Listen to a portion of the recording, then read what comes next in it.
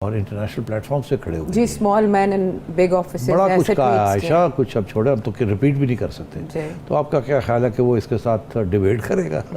और इस वक्त जिसे कहते हैं ड्राइविंग सीट में वो है, आप तो ड्राइविंग सीट में नहीं है। वज़ीर आज़म इमरान खान ने प्राइम मिनिस्टर मोदी या इंडिया के हवाले से जितनी भी स्टेटमेंट्स जारी की हैं, जितना भी क्रिटिसाइज़ किया है, आज तक वज़ीर आज़म मोदी की तरफ से उसका कोई जवाब नहीं दिया गया, कभी भी कोई जवाब नहीं आता। यार ये एम्बैरेसिंग स्टोरीज का न्यूज़ का सिलसिला कभी ख़त्म हो और कुछ नहीं तो कम ही हो जाए, लेकिन नहीं, खान साहब इसका हमें मौका नहीं देते, हर रोज़ एक नया जूता खाते हैं। सोर्सेज हमारी ये कह रही हैं कि जो बाइडन भी समझता है कि इमरान ने ज़ाती तौर पे जो बाइडन को, एंथनी ब्लिंकन को, उनको वो खबरें मिलती रहती हैं, कोई जब तो वो सुन रहे होते हैं।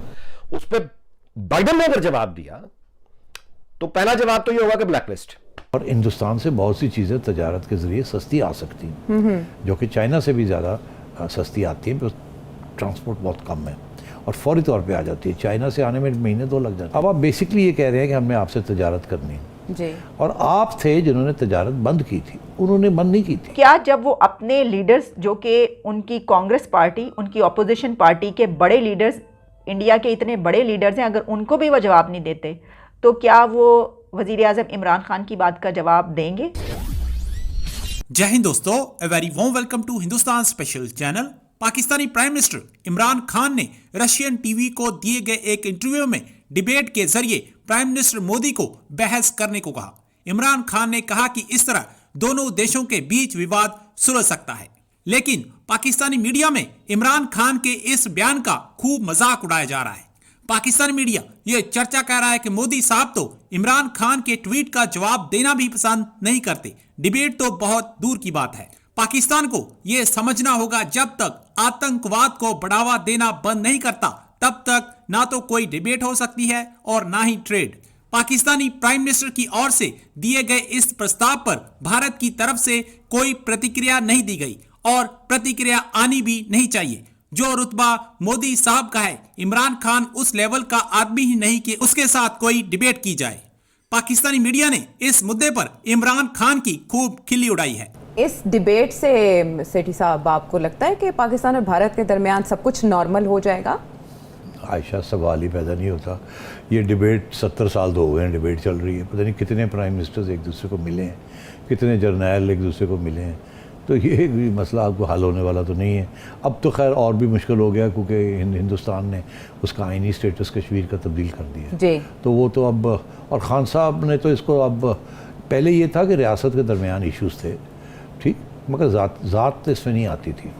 किसी तरीके से एक दूसरे के प्राइम मिनिस्टर को ज़ाती तौर पे कोई नहीं अटैक करता था जी जी, पॉलिसीज़ को अटैक किया जाता था। तो खान साहब ने तो नरेंद्र मोदी को ज़ाती तौर पे बहुत कुछ, और इंटरनेशनल प्लेटफॉर्म से खड़े हुए जी, small man in big offices, बड़ा कुछ कहा है आयशा, कुछ अब छोड़े, हम तो रिपीट भी नहीं कर सकते। तो आपका क्या ख्याल है कि वो इसके साथ डिबेट करेगा? और इस वक्त जिसे कहते हैं ड्राइविंग सीट में वो है, आप तो ड्राइविंग सीट में नहीं है, वो तो ले गए कश्मीर। अब आप बेसिकली ये कह रहे हैं कि हमने आपसे तजारत करनी है जी, और आप थे जिन्होंने तजारत बंद की थी, उन्होंने बंद नहीं की थी। जब ये सब कुछ हुआ था, आर्टिकल 370 की विड्रॉल हुई थी जब 19 में, अगस्त 2019 में जी, तो पाकिस्तान ने रिस्पांस में सारी तजारत बंद कर दी थी। उस वक्त तजारत चल रही थी। और आपको याद होगा अभी हाल ही में इमरान खान साहब को भी कहा गया था कि तजारत करें, अब नॉर्मलाइज करें, क्योंकि आर्मी चीफ ने एक बयान दिया था कि हम नॉर्मलाइजेशन चाहते हैं, हम जियो इकोनॉमिक्स की तरफ बढ़ना चाहते हैं। जियो पॉलिटिक्स पुरानी बात हो गई है, नेशनल सिक्योरिटी में अब मईशत को स्ट्रॉन्ग करना है। और हिंदुस्तान से बहुत सी चीज़ें तजारत के ज़रिए सस्ती आ सकती हैं, जो कि चाइना से भी ज़्यादा सस्ती आती हैं, ट्रांसपोर्ट बहुत कम है और फौरी तौर पे आ जाती है। चाइना से आने में महीने 2 लग जाते हैं। इंडिया में बटन दबाएं, वाघा से ठा करके अमृतसर से, पंजाब से आ जाती है, जैसे माजी में होती है, चीनी आ जाती है, गंदम आ जाती है, जो सब्जियां वगैरह जो आपको ज़रूरत है, जिसकी वजह से आवाम को बहुत नुकसान हो रहा है, कीमतें इतनी बढ़ गई हैं। तो अब इनको तकलीफ हो रही है, अपने एक कदम उठाने से इनको तकलीफ हो रही है। तो अब वो खान साहब को इन्होंने कहा था कि आप कर ले। खान साहब ने, जनाब कॉमर्स मिनिस्टर खुद थे ना, तो इन्होंने ओके कर दिया कि जी ठीक है जी, खोल दें तजारत, 2-3 आइटम्स के मंगवा लेते हैं। फिर इनको जब वो हो गया, और इनके जो फाइनेंस एडवाइज़र हैं, क्या नाम है उनका, हमाद अज़हर, हाँ, वो उन्होंने आके एक प्रेस कॉन्फ्रेंस कर दी कि हम करने लगे हैं इंडिया से। तो जब कैबिनेट के अंदर आया, तो कैबिनेट के अंदर किसी ने कहा होगा मर जाएंगे, हम नवाज शरीफ के ऊपर इल्ज़ाम लगा रहे हैं कि जो इंडिया का यार है वो गद्दार है, और आप फिर मोदी अभी का आपने यार। मोदी को इतनी गालियाँ दी जी। और अब आप जाके तजारत करने जा रहे हैं, और ये तो आप ऑपोजिशन खा जाएगी आपको, तो इस भागे यहाँ से। तो इन्होंने कहा सॉरी सॉरी सॉरी करके, और वो नहीं जी नहीं, हमने तो एवं इसने खुद ही कर दिया, हमने तो प्रूव ही नहीं किया था, और कैबिना ने फैसला किया है, वो भाग गए वहाँ से। जी। तो अब बात ये, अब फिर उधर ही आ रहे हैं घूम फिर के, अब फिर वहीं आ रहे हैं कि तजारत खोलनी है, तजारत खोलनी है, और अब ये है कि जी हमने डिबेट करनी है आपके साथ। हाँ, लेकिन इसके साथ साथ सिर्फ इंडिया को निशाने पे नहीं रख रहे, वहाँ उधर अमेरिका के बारे में बात कर रहे हैं कि हमें अमेरिका का साथ देने पर बहुत नुकसान हुआ, हम किसी कैंप का हिस्सा नहीं बनेंगे, but at the same time आप रूस जा रहे हैं, तो इससे मैसेज क्या जाएगा, अमेरिका को मैसेज क्या जाएगा? अमेरिका को तो जो मैसेज जाएगा जाएगा, जो अमेरिका ने आपको भी मैसेज एक दिया हुआ है क्या? कि अभी तक फ़ोन कॉल नहीं हो रही जो बाइडन की, और सोर्सेज हमारी ये कह रही हैं कि जो बाइडन भी समझता है कि इमरान ने ज़ाती तौर पे जो बाइडन को, एंथनी ब्लिंकन को, उनको वो खबरें मिलती रहती हैं, कोई जब तो वो सुन रहे होते हैं, वो डिएगो गार्सिया के अंदर जो जजीरा है वहाँ से बैठ के वो सारी कम्युनिकेशंस आपकी सुन रहे होते हैं। आप जो बात करते हैं, अगर आप बाथरूम में भी किसी से बात कर रहे हैं तो वो भी वो सुन रहे होते हैं। तो उनको पता है आप क्या सोचते हैं और किस किस्म की बातें करते हैं प्राइवेटली।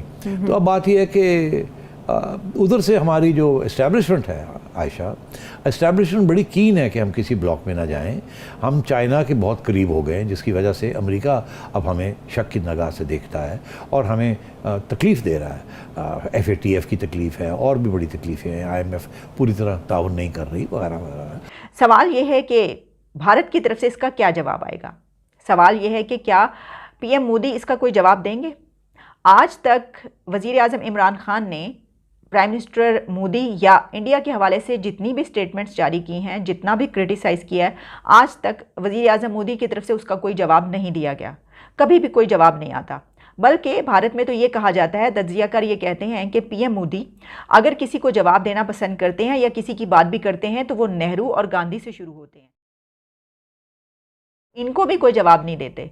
वो जब भी क्रिटिसाइज़ करेंगे तो वो या तो नेहरू से शुरू होंगे और या फिर वो गांधी की बात करेंगे, वो इंदिरा गांधी तक की बात नहीं करते। वो क्रिटिसाइज़ करना भी सिर्फ दो लोगों को पसंद करते हैं और वो नेहरू और गांधी हैं। तो क्या जब वो अपने लीडर्स, जो कि उनकी कांग्रेस पार्टी, उनकी अपोजिशन पार्टी के बड़े लीडर्स, इंडिया के इतने बड़े लीडर्स हैं, अगर उनको भी वो जवाब नहीं देते, उनको भी वो क्रिटिसाइज़ नहीं करते, तो क्या वो वज़ीर आज़म इमरान खान की बात का जवाब देंगे और इस ऑफ़र को एक्सेप्ट या रिजेक्ट करेंगे? ऐसा नज़र तो नहीं आता, क्योंकि अभी रिसेंट पास्ट जो कुछ बातें होती रहीं, यहाँ से जो स्टेटमेंट्स जाती रहीं और जो क्रिटिसाइज़ वज़ीर आज़म इमरान खान उनको करते रहे बात बात पर, और बहुत ज़्यादा स्लोगन्स हमने इस्तेमाल किए, बहुत ज़्यादा नारे लगाए PM मोदी के ख़िलाफ़, मोदी के ख़िलाफ़ और मोदी के भारत के ख़िलाफ़, लेकिन आज तक मोदी की तरफ से कोई जवाब नहीं आया। तो ऐसा ही नज़र आ रहा है कि इसका भी कोई जवाब उस तरफ से नहीं आया।